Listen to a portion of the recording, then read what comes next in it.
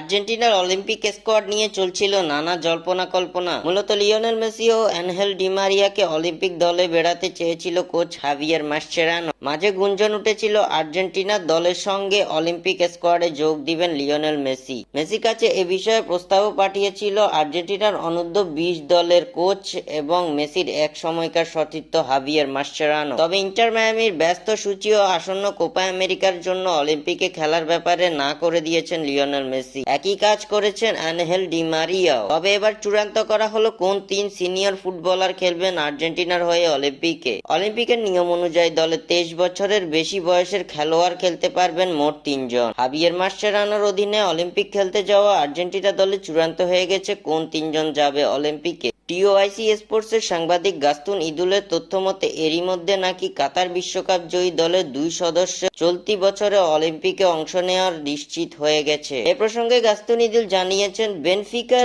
36 বছর বয়সী অভিজ্ঞ ডিফেন্ডার নিকোলাস ওতামেন্দি এবং ম্যানচেস্টার সিটির 24 বছর বয়সী ফরওয়ার্ড হুলিয়ান আলভারেজ থাকছেন আর্জেন্টিনা দলে। এই দুইজনের জন্য ক্লাবের কাছ থেকে নাকি এরই মধ্যে অনুমতিও পেয়ে গেছে আর্জেন্টিনা ফুটবল অ্যাসোসিয়েশন।